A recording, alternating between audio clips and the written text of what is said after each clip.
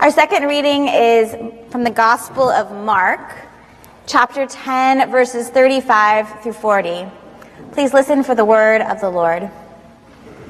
James and John, the sons of Zebedee, came forward to Jesus and asked Jesus, "Teacher, we want you to do for us whatever we ask. We want you to do for us whatever we ask of you." And Jesus said to them, "What is it that you want me to do for you?"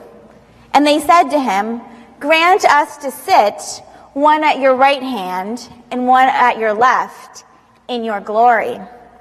But Jesus said to them, "You do not know what you are asking. Are you able to drink the cup that I drink, or be baptized with the baptism that I am baptized with?" James and John replied, "We are able." Then Jesus said to them, "The cup that I drink, you will drink, and with the baptism which I am baptized, you will be baptized. But to sit at my right hand and my left is not for me to grant, but it is for those for whom it has been prepared." This is the word of the Lord. Did you watch Sesame Street as a child? Or perhaps you've caught some episodes in your adult years. Perhaps there you learned some powerful lessons about wisdom. A few years ago, I learned that Cookie Monster, which most of us grew up knowing as the monster, the blue guy, who ate all of the cookies and guzzled them, he has been learning about self-regulation. So instead of eating the cookie right away, he's been learning how to eat his meal and then the cookie later, and just one cookie. It's a wise lesson in waiting.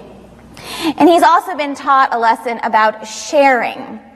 I don't know if any of you have children who have just discovered the word mine, or mine, but it is a lesson in sharing that I also want to share. Kermit Songs teaches about the power of being different.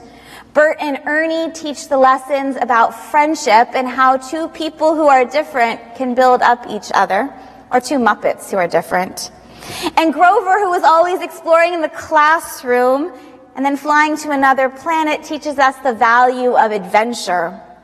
And then when we can't figure things out or need help, there's always an adult or another Muppet who's a little bit older and wiser that can offer us. Sesame Street teaches us these powerful lessons that we can't go about life relying just on our own smarts and experience and talents, but we need to rely on the wisdom of the whole. From our take as the church, we start to learn about seeking wisdom right here from the God who nurtures us all. Both of our scripture passages today talk about learning wisdom from God. The first story was about Solomon asking God for wisdom in all things. It's pretty apparently about wisdom. The second one is not so apparent, the one about the disciples asking for the best seat in the kingdom. In the first, Solomon is portrayed as the epitome of wisdom, while the disciples, on the other hand, are portrayed as being dense at their best and downright foolish at their worst. But to understand their motivations a bit, we need to dig into their perspective. Perspective is always essential. I want us to look at our world today. I read an interesting statistic from the Pew Forum on Religion and Public Life, which found that 92% of people reported that they believe in God or in a universal spirit. 92% of people around our country. But also, 1 in 5 reported being atheists. So the same people reported both things. So what does that really mean?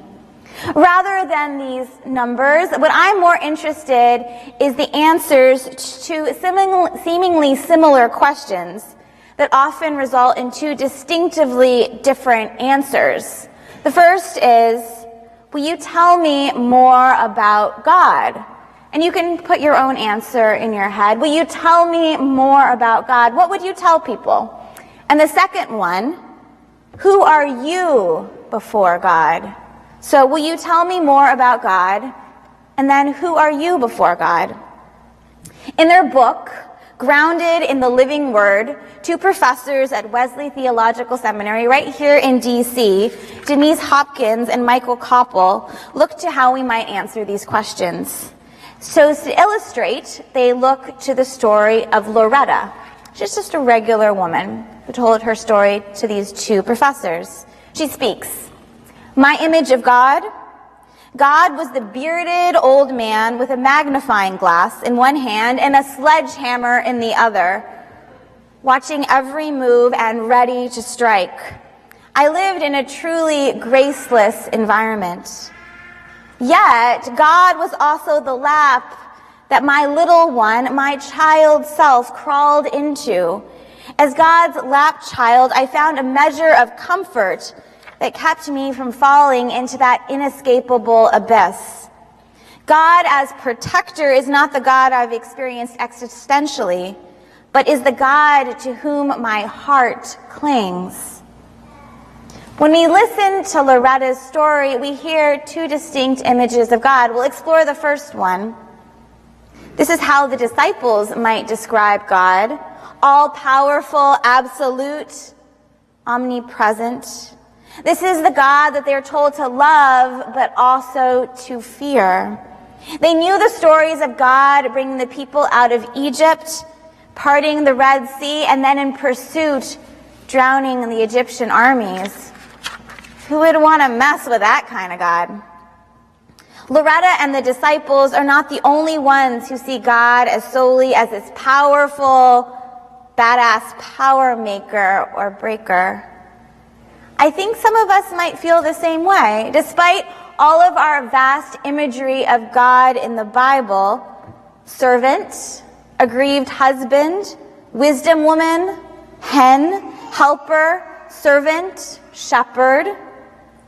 As Brian Wren, who writes many of our hymns, puts it, by the look of our hymns that our churches sing, we encounter God as only the King, L-A-F-A-P, King, Lord, Almighty, Father, and Protector. If you think about a lot of the hymns, they glorify God in that way. So for James and John, this is how they relate to God, as the one in charge. And if they think of God primarily as the one in charge, isn't it also don't we also assume that they also strive for the seats of power as well? That's those seats of power on the right hand and left hand of God. This is how they relate to God. Of course, they want the first two seats in the kingdom. They are people with little power in their own lives. They're fishermen. They're kind of the bottom of society. But hearing Jesus and understanding God in this way, they think that they too can be on top. They can be in charge. They can finally be heard. I don't think it's really so shocking that they want to be on top. I mean, think about yourselves. Think about people around you. On Thursday evening, maybe you heard this story on WAMU. They ran the story, the short little one, about economist John Maynard Keynes, who predicted in the 1930s in a short essay that we today would work 15-hour work weeks. Do we do that? Well, clearly we don't. His idea was that technology and with mechanics improving, we wouldn't need to work so many hours. So why do we still do it? Well, clearly we have the haves and have-nots, and in order to get into the have circle, we have to keep working. But do we really? Do we really have to keep pushing ourselves? The Planet Money team, they brought up LeBron James as an example. I don't know, how many millions does he make each year? He could just work for a couple of years, put it all into savings, and then do something else. Why tax his body and put himself through all of that? Well, I assume he loves what he does. But also, in doing well, they said, if you make so much per hour, you keep working more and more and more. Let's say you make $200 an hour. You want to go relax on the beach. You think, my hour in the sunshine, this is costing me $200. I could bill for that. Maybe I could give that money away. For the rest of us who make a whole lot less than that, we still feel the pressure to compete, to work more, to say yes, not to say no, not to put up really very many boundaries. Be smart, we're told. Work hard so you can succeed. We also have so much information at our fingertips. Late at night, do you all spend some time on the computer? The time just goes away. BuzzFeed articles, yeah, they suck up time, or people's posts, or what Instagram messages, pictures, seeing what other people look like. And we kind of learn about things in the world, information, but is any of this information making us more wise? It seems like a steady input of information that sometimes seems to be more numbing than enlivening. This time that just sucks, 35 minutes, an hour on the computer, where did the time go? I could have been doing something productive or really relaxing, maybe with a book, but just hunched over a computer checking on things. I don't know if you do this too, maybe it's just me. So we seek to be smart, information savvy perhaps, but how much time do we seeking to be wise? So we circle back to Loretta. Remember her? She was the woman who spoke about her two images of God. When she described God, she saw God as the one of power and might. This is how the disciples saw God. And yet when Loretta describes herself and how she sees herself before God in relationship with God, she describes God as the one who welcomes, the one who protects, and through this kind of caring relationship, the one who guides. And that's how Solomon relates to God in today's passage. God was up here in the pulpit, played by Jack. We might say, of course, Solomon was the wisest man we've ever lived. Remember the story about the two women who claim to be the mother of the baby. And to decide who the mother is, Solomon says to split the baby in two. And of course, the woman who cries out is the mother. That answer might seem obvious, but it's wise. But although Solomon had his wise moments, he was a highly flawed man. And that's what I find compelling, that Solomon was actually a pretty regular guy. Here's the synopsis of his life before we get to this passage with God. He comes into power by violence, by setting up an execution order against both of his brothers. And then he endangers the kingdom by marrying an Egyptian princess, having an alliance with Egypt, instead of caring for his own people. He builds up his palace rather than building up the walls of security around the city. None of these are very wise moves. So by the time we reach to him, he's probably barely hanging on power. He doesn't have good polling numbers, I would expect. So he comes before God, and he asks God for help. That's what Jack told the children. In the stillness of the night, Solomon prays a prayer first in thanksgiving for all the blessings God has given him and all the good that God has brought to his life. And then only after bringing his whole self to God in this posture of gratitude, Solomon asks God for wisdom. He approaches God not as a king who will govern, but rather he calls himself a mere boy. His posture echoes the posture of the Serenity Prayer that you might know by Reinhold Niebuhr. God, grant me the serenity to accept the things I cannot change, courage to change the things I can, and the wisdom to know the difference. This prayer for wisdom is perhaps Solomon standing with his arms wide open, reaching out to God, crying. Or perhaps he's in his still, quiet place on that mount, in a meditative prayer, giving his whole self quietly over to God. But however Solomon did it, this prayer for wisdom is a risky move, because in receiving wisdom, God expects Solomon to be changed. God gives wisdom to this totally imperfect, flawed, sometimes deceitful, oftentimes selfish, always blundering people just like us. In this kind of relationship, God invites us into a life of wisdom. It's a thankful life. It's a life thankful for all of the blessings that God has given us. So as I told you earlier, for the Friday through this morning, the youth who are up here this morning, plus Alex Moore, they volunteered in various projects around the church. They gave up summer days, and 2 of our adults gave up 2 work days to learn about the church and reflect on faith. We started each morning with a time of devotions, except for this morning, which we just threw everyone into the Radcliffe room. We entered into a time of holy thanksgiving that was sort of unexpected to me.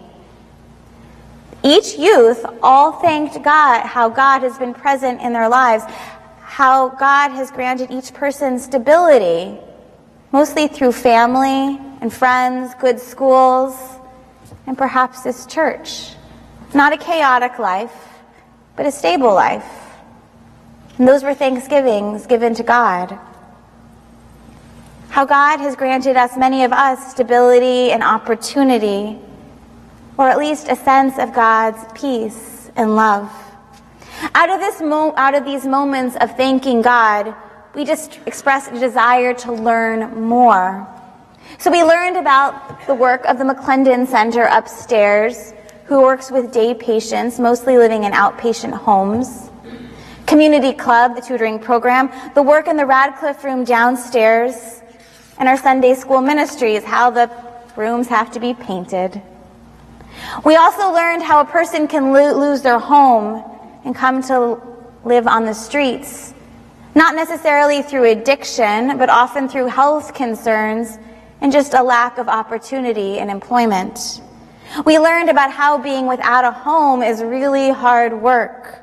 And we learned about all the hard work, muscle power, and intentionality that it takes to run the many ministries of this church.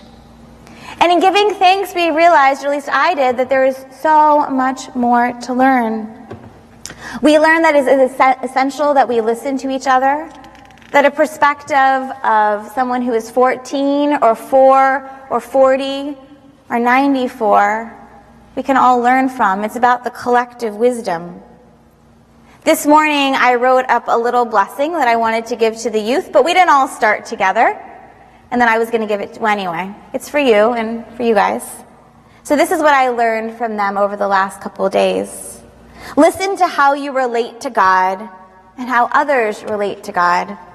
Listen to how your relationships to God influence your actions. Listen to how others' relationships to God might influence their actions. And listen especially to the wisdom that starts from a place of thanksgiving. That is the kind of wisdom that is seeking after God. Amen.